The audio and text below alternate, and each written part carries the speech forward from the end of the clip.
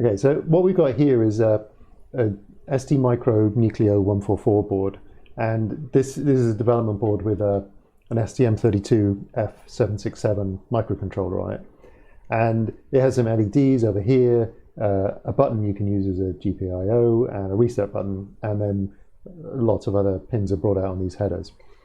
And it's got an ST-Link debugger down here that you connect to a PC via USB, so we'll use that. And this gives you a kind of virtual COM port you can use via USB from one of the USARTs on here. And here it's connected to Digilent Analog Discovery 2, which is a handy little tool that you can use as a USB oscilloscope, function generator, logic analyzer, power supply, a whole bunch of things. And so we're going to use this to drive some of the GPIOs coming into the Nucleo board here. And we're going to read those analog values with the ADC on here, and we're going to do some stuff with them. So the connections look a bit of a mess. There's a ground connection, this black wire. One of the power supply outputs from the AD2, this red wire, goes to one of the inputs we're going to use, and then two of the function generator outputs from the AD2 go to two other ones, and then I've connected a fourth one to ground. So what you end up having is 4 input channels, 2 of which are driven by the function generator that we can fiddle with, 1 which is driven by a power supply, so you can change the DC value of that, and 1 which is just a ground, so it's a 0 all the time.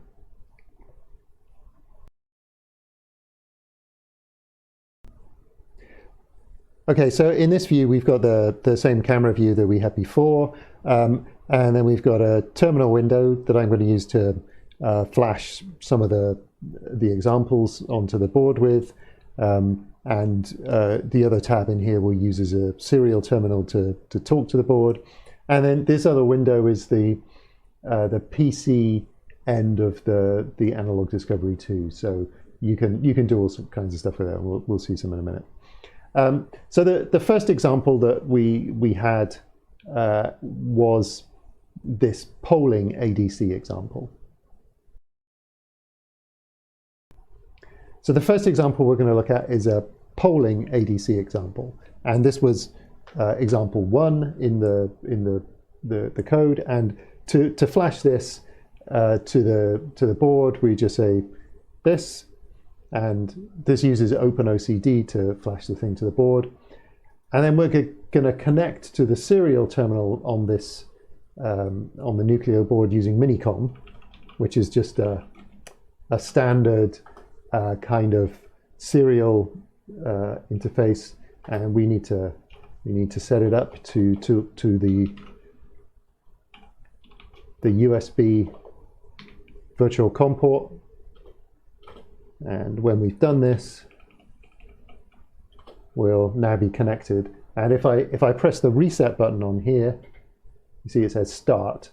And now the way this thing is set up is that it just waits for button presses.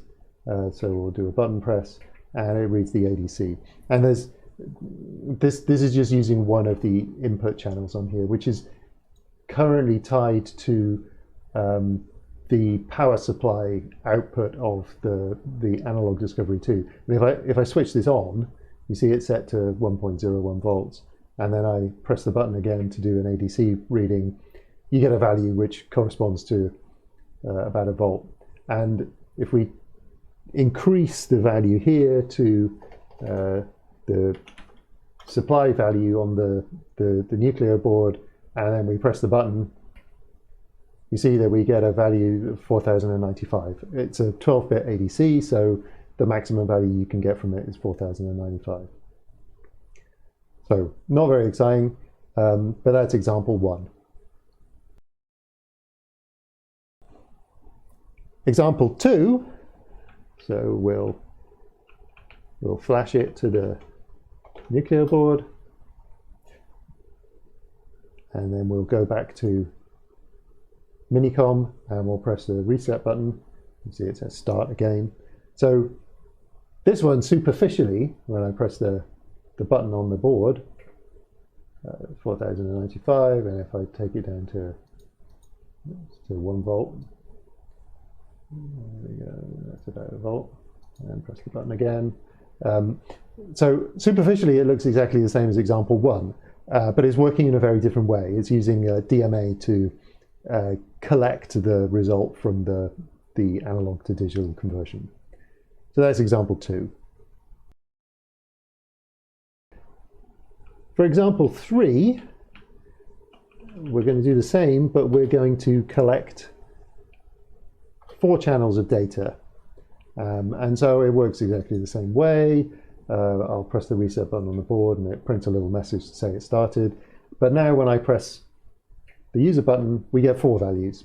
So the first one is the value that we've been looking at so far. The other 2 come from the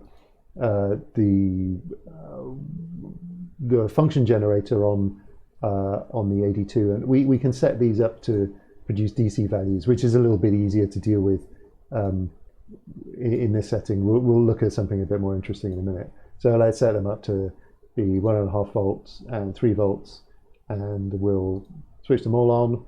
And now if we press the button here, oops, so there's no deep bouncing on the button, so you sometimes get a couple of readings at once.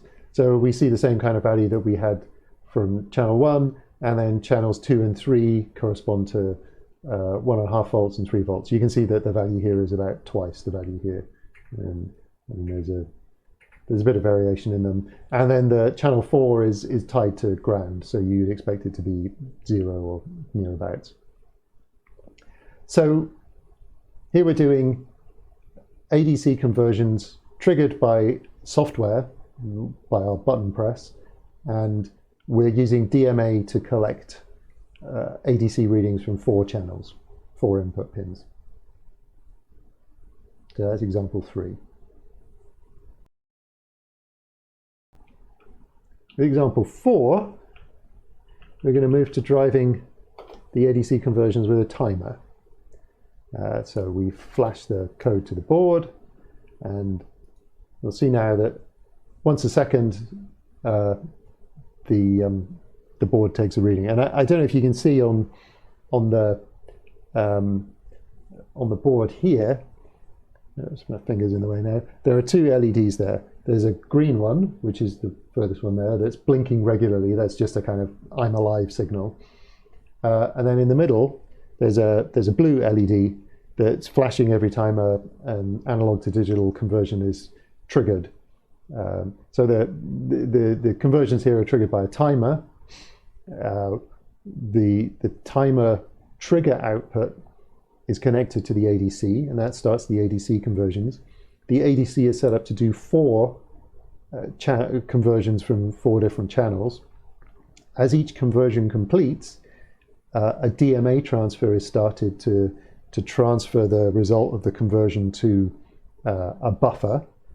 And then when all 4 DMA transfers are complete, there's an interrupt triggered that the software or the firmware on here uses to collect the data and write a message to the serial terminal.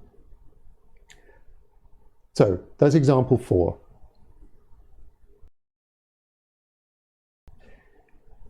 Example 5, the firmware is pretty much the same, except that the sample rate is higher, and we're going to do something different with the input. So I want to stop Minicom now because we're going to use something else to collect this data.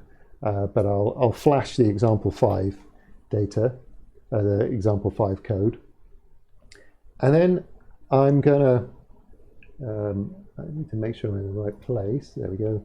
I'm going to start a little Python program, this one. And so let me move it so you can see it better. So what this thing does is it just reads data from the USB virtual COM port, and it displays it using a library called Pygame. And the firmware on the board now, it writes a special signal when it's reset, and this software now just says waiting for this reset. So if I reset the board, what you see is, I mean, it's supposed to be kind of an oscilloscope trace. It reads the ADC values and displays them, and you can set the time base, and there are 4 channels. So these are the 4 DC inputs that we've got going on. But obviously a DC input's not very interesting, so what I can do is change this one to, let's say, a 50 Hertz sine wave. So that should be good. And now if I go back to my Python program, you can see it's collecting this data and displaying it. We can reduce the time base a bit. Now, as an oscilloscope, is rubbish because it doesn't have any trigger, so that's why you can see the trace moving around, and the sample rate is really low, and it's just not very good. But it's kind of a proof of concept that it's not very hard to do these things. You could do a much better job by batching the data transfer from the STM32 board and kind of adding some stuff to do triggering in here. But I mean, we can mess around with this a bit. We can have a triangle wave instead, and it's, I don't know, I find it quite pleasing that it's easy enough to do this. And the firmware on the STM32 that's doing this is this timer-driven ADC with DMA, and it's just an example of how you can do this stuff without too much bother.